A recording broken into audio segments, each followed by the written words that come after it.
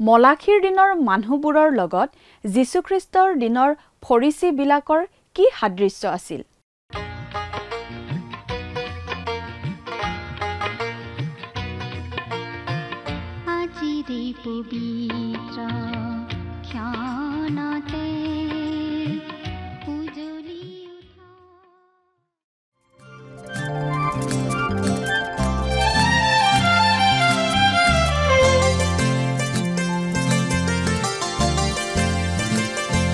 সৃষ্টি চাই অবাক হৈ যেনি চাও নুবুজো তুমি কেনে মহিমাময়। এই সৃষ্টি চাই অবাক হৈ যেনি চাও নুবুজো তুমি কেনে মহিমাময়।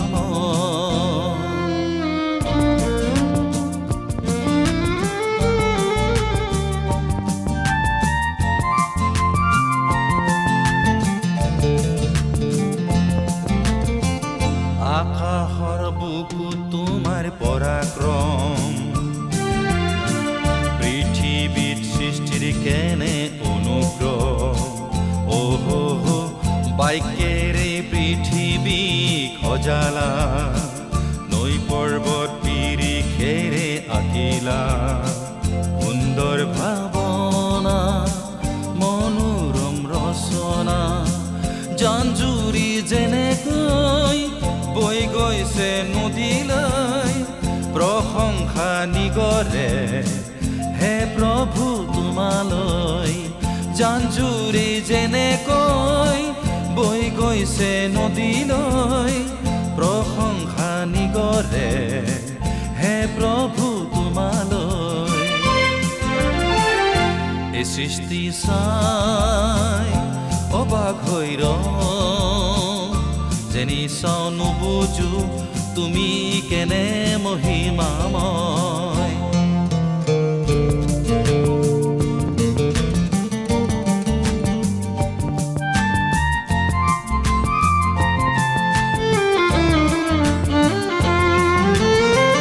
নিজ হাতে নিজ সদৃশেৰে মানুহক মাটিৰে গঢ়িলা। মানুহত সন্তোষ পাবলৈ প্ৰাণ আত্মা ফুৰে দান কৰিলা। মানুহক পাবলৈ স্বৰ্গকো এৰিলা। তোমাৰ হে ক্ৰুচিয়া প্ৰেমৰ বলিদানত কৰোণা লভিছো পাপ মন পালতনত। তোমাৰ হে ক্ৰুচিয়া প্ৰেমৰ বলিদানত কৰোণা লভ। নমস্কাৰ, আমাৰ ভক্তিবচন অনুষ্ঠানলৈ আপোনাক স্বাগতম জনাইছোঁ। খ্ৰীষ্টীয় বিশ্বাসী লোকসকলৰ বাবে বিশেষভাৱে প্ৰস্তুত কৰা এই ভক্তিবচন অনুষ্ঠানটো হৈছে বাইবেল অধ্যয়নৰ ধাৰাবাহিক অসমীয়া অনুষ্ঠান।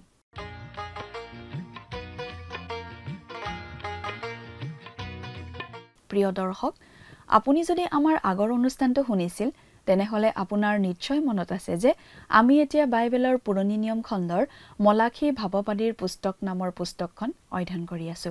যোৱা অনুষ্ঠানত আমি এই মলাখী ভাৱবাদীৰ পুস্তকখনৰ 1 নম্বৰ অধ্যায়ৰ 8 নম্বৰ পদৰ পৰা 12 নম্বৰ পদলৈকে পঢ়ি তাৰ ভিত্তিত আগবঢ়োৱা আলোচনা শুনিবলৈ পালো। আজিৰ অনুষ্ঠানত আমি মলাখী ভাৱবাদীৰ পুস্তকৰ 1 নম্বৰ অধ্যায়ৰ 13 নম্বৰ পদৰ পৰা 14 নম্বৰ পদলৈকে পঢ়ি তাৰ ভিত্তিত আগবঢ়োৱা আলোচনা শুনিবলৈ পাম। ঈশ্বৰে ইছৰাইলীয়া লোকসকলক কৈছিল যে তেওঁলোকে আগবঢ়োৱা বলিদানবোৰ প্ৰভু যীশুখ্ৰীষ্টৰ ছবি আছিল, যিজন ঈশ্বৰৰ সিদ্ধ মেৰ পোৱালী, যিজনে জগতৰ পাপ দূৰ কৰে। গতিকে যিকোনো ধৰণৰ খুঁত থকা অসম্পূৰ্ণ বলিদানে প্ৰভু যীশুখ্ৰীষ্টক অপমান কৰাৰ নিচিনাহে হয়। ইছৰাইলে ঈশ্বৰৰ সেৱা কৰা ধৰণেৰে ঈশ্বৰৰ নাম বদনাম কৰি তুলিছিল। চলোমনৰ দিনত যেনেদৰে তেওঁলোকে তেওঁৰ সেৱা কৰিছিল তেনেদৰে সেৱা কৰিবলৈ এৰি দিছিল। চলোমনৰ দিনত সেবাৰ ৰাণীয়ে কথাবোৰ দেখি যথেষ্ট প্ৰভাৱিত হৈছিল, কিন্তু মলাখীৰ দিনত আন জাতিৰ লোকসকল তেনেদৰে প্ৰভাৱিত হোৱা নাছিল, কাৰণ তেতিয়া ইছৰাইলীয়া লোকসকলৰ সেৱা উপাসনা আছিল মাথো এটা গতানুগতিক অনুষ্ঠানৰ নিচিনাহে। ঈশ্বৰে কৈছে যে এনে এটা দিন আহিব যেতিয়া তেওঁৰ নাম অনাজ যিহুদীসকলৰ মাজত মহান হ'ব। সেইটো আচল অৰ্থত ফলিয়াব খ্ৰীষ্টৰ 1000 বছৰীয়া শাসনৰ সময়ত। তেতিয়া প্ৰত্যেক ঠাইতে ঈশ্বৰলৈ ধূপ আৰু বিশুদ্ধ নৈবেদ্য উৎসৰ্গ কৰা হ'ব বুলি ঈশ্বৰে জনাইছে। ঈশ্বৰে ইছৰাইলক বাছি লোৱাৰ উদ্দেশ্য আছিল যাতে তেওঁলোকে জগতৰ জাতিবোৰৰ আগত সাক্ষ্য দিব পাৰে। কিন্তু তেওঁলোকে জীৱন আৰু কাৰ্যৰ যোগেৰে ঈশ্বৰৰ নাম বদনামহে কৰি আছিল।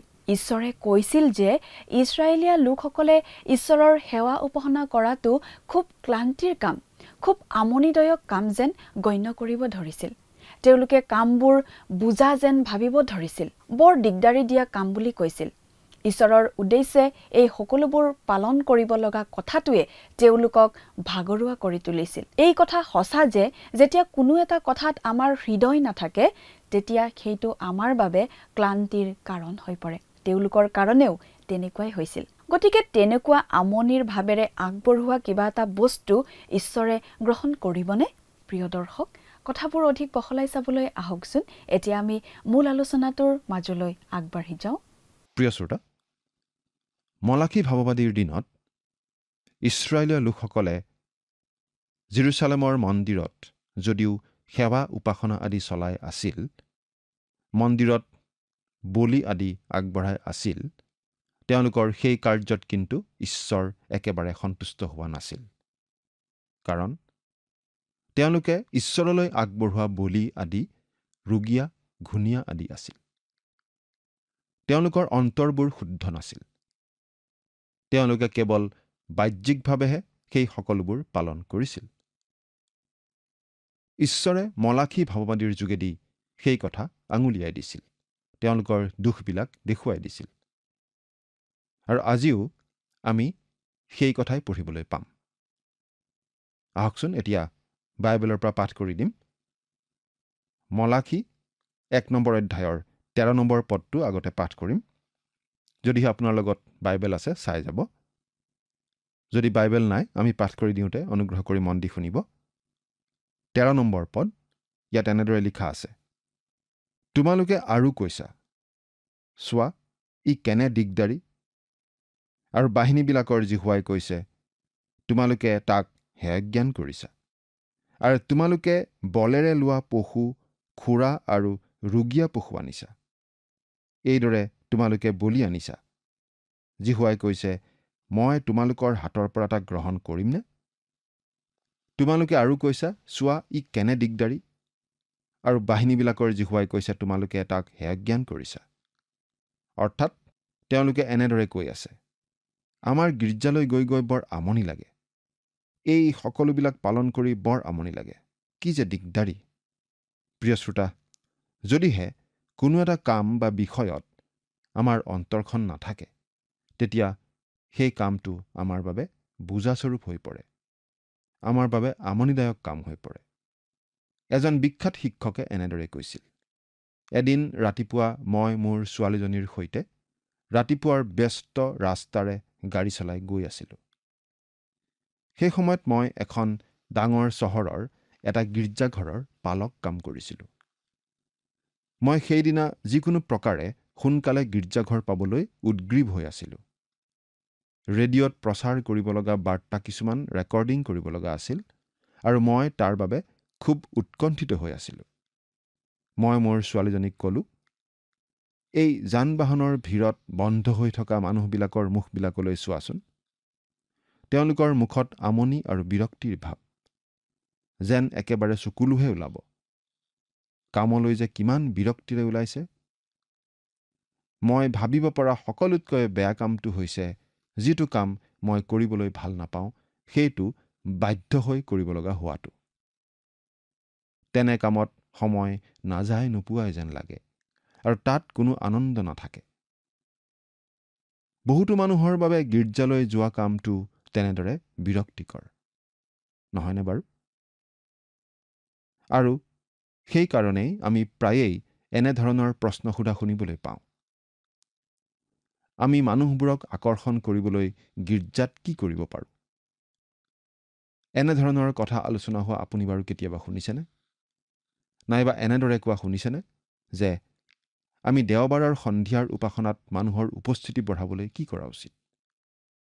কোনোবাই পৰামৰ্শ দিয়ে আমি উপাসনাৰ অন্তত ডিনাৰ খুৱাব পাৰোঁ, এটা ভোজ পাতিব পাৰোঁ, নাইবা আমি অলপ বেলেগ ধৰণৰে উপাসনাটো চলাব পাৰোঁ। আমনিদায়ক বাইবেল অধ্যয়নৰ পৰিৱৰ্তে আমি কিবা আমোদজনক সংগীতৰ অনুষ্ঠান পাতিব পাৰোঁ আৰু এটা অতি আমোদজনক কাৰ্যসূচীৰ আয়োজন কৰিব পাৰোঁ। কিবা মেলাৰ নিচিনা কাৰ্যসূচী আমি ল'ব পাৰোঁ। এনেদৰে মানুহবিলাকে নানা ধৰণৰ পৰামৰ্শ আগবঢ়ায়। প্ৰিয় শ্ৰোতা, মানুহে যেতিয়া ক'বলৈ আৰম্ভ কৰে ঈশ্বৰৰ কামটো আমনিদায়ক হৈ পৰিছে, ঈশ্বৰৰ কথাটো বিৰক্তিকৰ হৈ পৰিছে, তেতিয়া ভুলটো ক'ত বা বেমাৰটো কি জানেনে? মানুহে বাৰু ধৰ্মীয় আচাৰ ব্যৱহাৰ কিয় পালন কৰিব বিচাৰে? বিশেষ পোছাক পিন্ধি, প্ৰাৰ্থনা আওৰাই, সুগন্ধি দ্ৰব্য জ্বলাই ঘূৰি থাকে। আচলতে মানুহে আত্মিকভাৱে উপাসনা কৰি আমনি পায় আৰু মাংসিক অভিলাষক সন্তুষ্ট কৰিবলৈ কিবা এটা উপায় বিচাৰে। কিছুমানে হয়তো ক'ব, আমি সুশৃংখল নীতি নিয়ম থকা উপাসনা ভাল পাওঁ। সুশৃংখল উপাসনা আমিও ভাল পাওঁ, কিন্তু শৃংখলতা ভাল পোৱাটোত এটা বিপদ আছে। আচাৰ ব্যৱহাৰ ভাল পোৱাটোতো এটা বিপদ আছে। বিভিন্ন ধৰ্মীয় ৰীতি নীতিৰ স্বকীয় স্থান এটা আছে আৰু বহুতো লোক তেনেকুৱা পৰিৱেশতেই ডাঙৰ হৈছে। এজন বিখ্যাত শিক্ষকে কৈছিল, মই এটা গীৰ্জাঘৰত পালক হৈ আছিলোঁ আৰু মোৰ গীৰ্জাত এজন মানুহ আছিল। তেওঁ অতি কটকটীয়া ৰীতি নীতি পালন কৰা সংৰক্ষণশীল দলৰ পৰা আহিছিল। আচলতে মই যধে মধে উপাসনা পৰিচালনা কৰা বুলি তেওঁ খঙেই কৰিছিল। আমি প্ৰাথমিক কামখিনি শেষ কৰাৰ পাছতহে তেওঁ নিজৰ ভাৰ্যাৰে সৈতে গীৰ্জাত প্ৰৱেশ কৰিছিল। তেওঁ মোক খোলাখুলিভাৱেই কৈছিল, মই অনানুষ্ঠানিকতা একেবাৰে সহিব নোৱাৰোঁ। কিন্তু তেওঁ প্ৰভুক প্ৰেম কৰা বাইবেল বিশ্বাসী লোক আছিল। গতিকে তেওঁৰ কথাত মই অলপো বেয়া পোৱা নাছিলোঁ। একালত অতি কটকটীয়াভাৱে নিয়ম পালন কৰা খ্ৰীষ্টীয় বিশ্বাসীসকলৰ দিনত তেওঁলোকে কাঠৰ বেঞ্চত বহি একেৰাহে 2 ঘণ্টা বাৰ্তা শুনিবলৈ আমনি নাপাইছিল। আজিকালি মানুহে ৰ'দত গোটেই দিনটো বহি ক্ৰিকেট খেল এখন চাবলৈও আমনি নাপায়। বহুতে আকৌ অতি ঠাণ্ডা বতৰতো খেল এখন কেইবা ঘণ্টা ধৰি উপভোগ কৰে। বহুতো মানুহে 3 ঘণ্টা ধৰি বহি থাকি থিয়েটাৰ চায়, চিনেমা চায়। কোনো কোনো থিয়েটাৰ চাবলৈ 4 ঘণ্টামানো লাগে। অৱশ্যে থিয়েটাৰ চাই আপোনালোকৰ এই অযোগ্য দাসেও যথেষ্ট ভাল পাওঁ। কিন্তু প্ৰিয় শ্ৰোতা, যদি আপোনাৰ গীৰ্জাত পালকে 1 ঘণ্টা ধৰি কথা কয়, তেনেহ'লেনো আপুনি কিয় ভাগৰি পৰে? বহুতো শিক্ষকে তেনেদৰে দীঘল দীঘল বক্তৃতাই দিয়ে। অৱশ্যে বহুতে ইমান ভালদৰে কথাবোৰ কয় যে 1 ঘণ্টা সময় কেনেকৈ পাৰ হৈ যায় ক'বই নোৱাৰি। কিন্তু তথাপি আপত্তি কৰে বহুতো মানুহে। সচৰাচৰ দেখা যায় যে মণ্ডলীৰ তথাকথিত নেতা চলাওঁতাসকলেই বেছিকৈ আপত্তি কৰে। বক্তৃতাটো দীঘল হোৱা বুলি তেওঁলোকে কয়। প্ৰিয় শ্ৰোতা, মানুহে গতানুগতিকভাৱে কিছুমান ধৰ্মীয় ৰীতি নীতি পালন কৰিহে ভাল পায়। মানুহ গীৰ্জালৈ যায়, বহে, উঠে, বহে, উঠে, স্তুতিগীত গায়, অতি স্পষ্টকৈ ডাঙৰকৈ গায়। কিন্তু সেই সকলোবোৰ কৰাৰ সময়ত আমাৰ হৃদয়খননো বাৰু ক'ত থাকে? আমি সেই সকলোবিলাকনো কিয় কৰোঁ? সঁচাকৈয়ে প্ৰভুক প্ৰেম কৰাৰ বাবে কৰোঁনে? আমি বাৰু সঁচাকৈ তেওঁক প্ৰশংসা কৰিবলৈ বিচাৰোঁনে? আমি গাওঁ, গোটেই প্ৰকৃতি মোৰ হ'লেও অতি ক্ষুদ্ৰ দানৰ অৰ্থে আশ্চৰ্য স্বৰ্গীয় প্ৰেমে তেওঁৰ মোৰ প্ৰাণ জীৱন সৰ্ব খোজে। তেনেহ'লে আমিনো দানৰ মোনাত মাত্ৰ টকা 10টা কিয় দিওঁ? যদি গোটেই প্ৰকৃতিখনো ঈশ্বৰলৈ দান দিবলৈ যথেষ্ট নহয়, তেন্তে টকা 10টাৰ মূল্যনো বাৰু কিমান? গীৰ্জাৰ কামত জড়িত হৈ সহজে ভাগৰি পৰাটো সম্ভৱ। এজন বিখ্যাত প্ৰচাৰকে এবাৰ এখন সভাৰ পৰা ঘৰলৈ আহিছিল খুব ভাগৰুৱা হিচাপে। অলপ পাছতেই তেওঁ আন এখন সভালৈ যাবলগীয়া আছিল। তেওঁক ভাগৰুৱা দেখি তেওঁৰ পৰিয়ালৰ মানুহে তেওঁক পাছৰখন সভালৈ নাযাবলৈ অনুৰোধ কৰিছিল আৰু তেওঁক জিৰণি ল'বলৈ কৈছিল। তেতিয়া তেওঁ কি উত্তৰ দিছিল জানেনে? তেওঁ কৈছিল, মই প্ৰভুৰ কাম কৰি কৰি একেবাৰে ভাগৰি পৰোঁ, কিন্তু কাম কৰি মই আমনি নাপাওঁ। এতিয়া 14 নম্বৰ পদটো পঢ়িম। যি চলকাৰীয়ে নিজৰ ভেড়াৰ জাকৰ মাজত মতা ভেড়া থাকিলেও সংকল্প কৰি প্ৰভুৰ উদ্দেশ্যে এজনী ঘূণীয়া মাইকী পশু উৎসৰ্গ কৰে, সি অভিশপ্ত হওক। কিয়নো বাহিনীবিলাকৰ জিহুৱাই কৈছে, মই মহান ৰজা, আৰু মোৰ নাম পৰজাতিবিলাকৰ মাজত ভয়ানক। কিয়নো বাহিনীবিলাকৰ জিহুৱাই কৈছে, মই মহান ৰজা, আৰু মোৰ নাম পৰজাতিবিলাকৰ মাজত ভয়ানক। এদিন তেওঁৰ নাম মানুহে শ্ৰদ্ধাৰে ল'ব। সেইদিন আজিও অহা নাই। ঈশ্বৰৰ নামৰ অপযশ অনাসকলৰ ভিতৰত এটা প্ৰধান কাৰণ হৈছে কিছুমান পৰিচৰ্যা আৰু সেই পৰিচৰ্যা কৰা বিশ্বাসকাৰীসকল। তেওঁলোক পৰিত্ৰাণ পোৱা লোক হয় নে নাই আমি ক'ব নোৱাৰোঁ, কিন্তু কিছুমান যে পৰিত্ৰাণ নোপোৱা লোকো আছে, ই ধুৰুপ। প্ৰকৃত বিশ্বাসীজনক ঈশ্বৰে কেতিয়াও কপটীয়া লোক বুলি কোৱা নাই। কিন্তু প্ৰভু যীশুৱে তেওঁৰ দিনৰ ধৰ্মীয় ফৰিচীবিলাকক কওঁতে এই কথাটো স্পষ্ট কৰি দিছিল। তেওঁলোকৰ বিষয়ে প্ৰভু যীশুৱে অতি কঠোৰ কথা কৈছিল। তেওঁ তেওঁলোকক বাহিৰত চূণ লিপা কবৰ বুলি কৈছিল। কল্পনা কৰকচোন। তেওঁলোকক তেওঁ এনে চোকাভাৱেই নিন্দা কৰিছিল আৰু তেওঁলোকক বাহিৰখন ধুই লোৱা কিন্তু ভিতৰখন অপবিত্ৰ হোৱা খোৱা বাচন বুলিও কৈছিল। প্ৰভু যীশুৱে তেওঁলোকক দুতলীয়া লোক বুলি কৈছিল। মলাখী ভাৱবাদীৰ দিনৰ মানুহবিলাক তেনেকুৱাই আছিল। তেওঁলোকে কেৱল বাহ্যিকভাৱে ধৰ্মীয় ৰীতি নীতিহে পালন কৰি আছিল। আজি আমিও সুধিব খুজিছোঁ, আপুনি প্ৰভু যীশুখ্ৰীষ্টক লৈছেনে? নে কেৱল ধৰ্মৰ বাহ্যিকতাটোকহে লৈছে? আপুনি প্ৰকৃত বিশ্বাসীনে? নে কেৱল বিশ্বাসীৰ অভিনয় মাত্ৰ আপুনি কৰি আছে? আপুনি কাপোৰ সলোৱাৰ নিচিনাকৈ সময়ত আপোনাৰ খ্ৰীষ্টীয় পৰিচয়টো শুলুকাই থয় নেকি? হয়তো আপুনি অতি ধাৰ্মিক ভাৱেৰে কথা বতৰা কয়, কিন্তু যীশুখ্ৰীষ্ট আপোনাৰ বাবে বাস্তৱনে? চিন্তা কৰি চাওকচোন।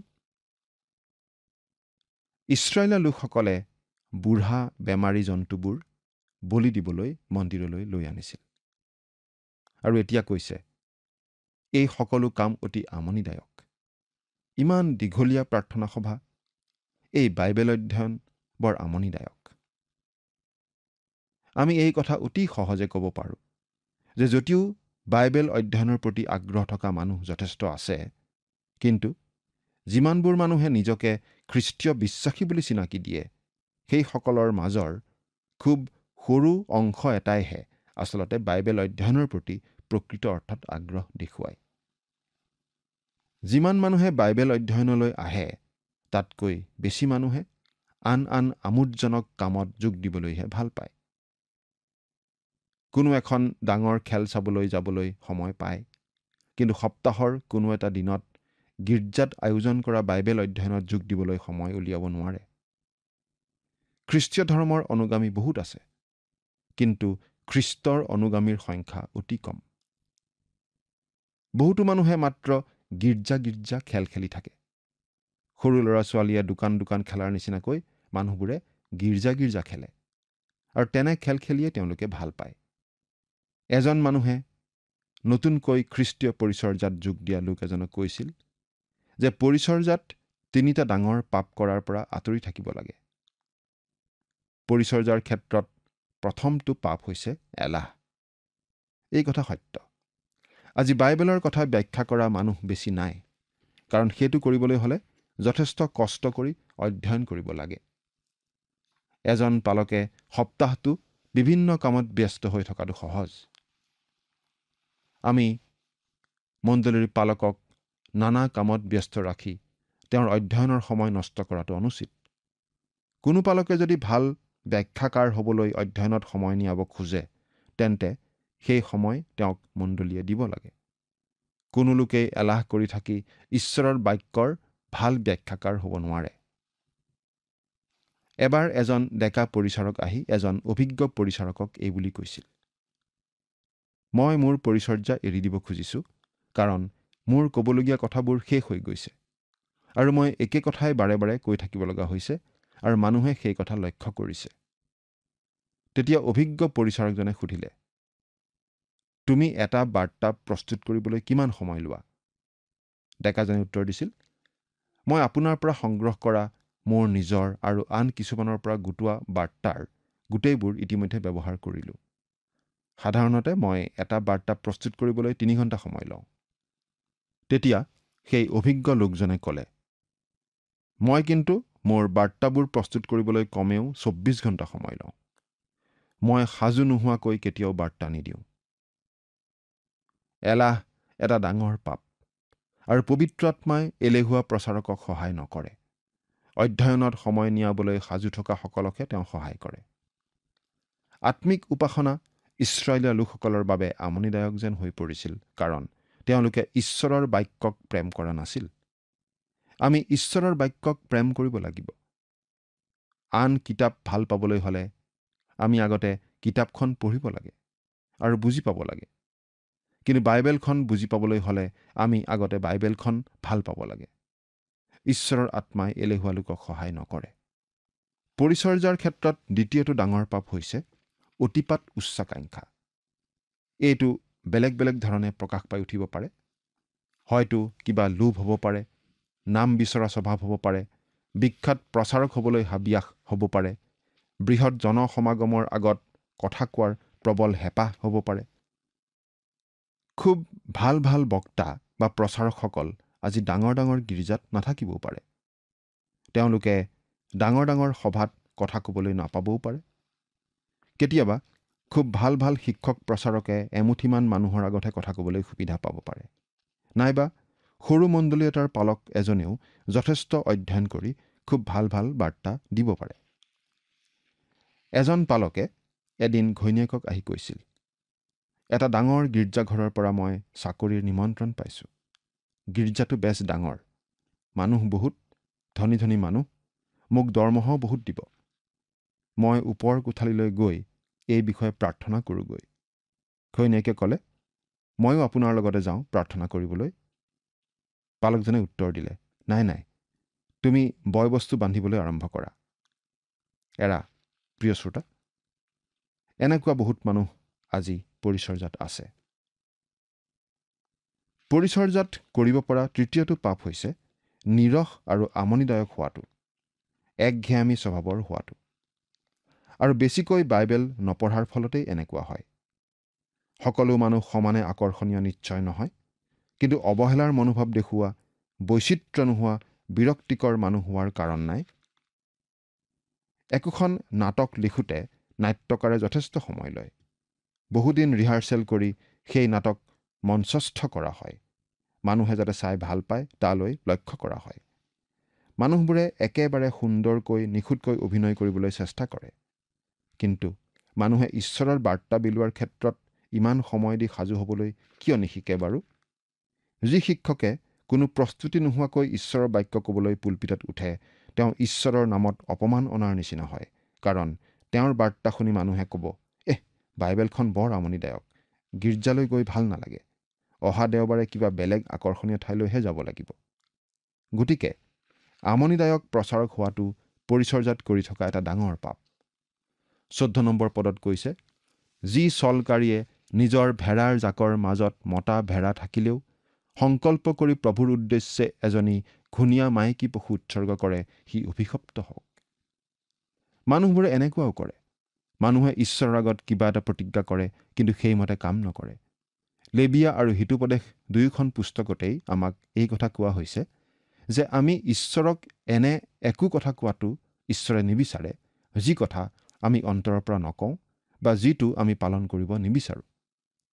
আপুনি যদি ঈশ্বৰৰ অৰ্থে কিবা কৰিম বুলি প্ৰতিজ্ঞা কৰিছে তেন্তে সেইটো কৰা উচিত, কাৰণ ঈশ্বৰে কথাটো গুৰুত্ব সহকাৰে লয়। তেওঁ আপোনাক কোনো প্ৰতিজ্ঞা কৰিবলৈ বাধ্য নকৰে। সেইটো বাধ্যতামূলক নহয়, ঐচ্ছিক কথা।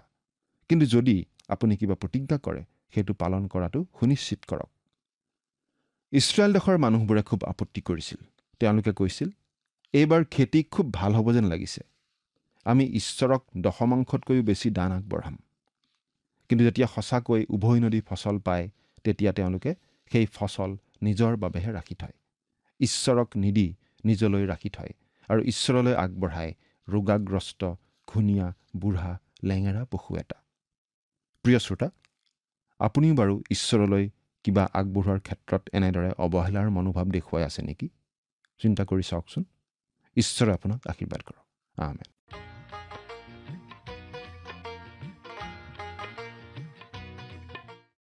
ঈশ্বৰে কৈছে যে তেওঁ মহান ৰজা আৰু তেওঁৰ নাম পৰজাতিবিলাকৰ মাজত যথেষ্ট সন্মানজনক হ'ব। তেওঁৰ নামটো তেতিয়াও শ্ৰদ্ধাৰ হোৱা নাছিল, আজিও হোৱা নাই। ইছৰাইল জাতিৰ জীৱন আচৰণৰ বাবেই আন জাতিবোৰৰ মাজত ঈশ্বৰৰ নামটো শ্ৰদ্ধাৰ হোৱা নাছিল। আজি আচলতে ঈশ্বৰৰ নামটো বদনাম হোৱাৰ এটা কাৰণ হৈছে ঈশ্বৰৰ পৰিচৰ্যা কৰা আৰু এই পৃথিৱীত তেওঁক প্ৰতিনিধিত্ব কৰা লোকসকল, নিজকে তেওঁৰ বিশ্বাসকাৰী বুলি জগতৰ আগত চিনাকি দি থকা লোকসকল। প্ৰভু যীশুৱে তেওঁৰ দিনৰ ধৰ্মীয় ফৰিচীসকলৰ বিষয়ে কৈছিল যে তেওঁলোক বাহিৰত চূণলিপি বগা কৰি থোৱা কবৰৰ নিচিনাহে, বাহিৰৰ পৰা ধুনীয়া কিন্তু ভিতৰৰ পৰা লেতেৰা। মলাখীৰ দিনতো এই মানুহবোৰ তেনেকুৱাই আছিল। তেওঁলোকে কেৱল বাহ্যিক আচাৰ অনুষ্ঠানৰ মাজেৰে পাৰ হৈ গৈছিল।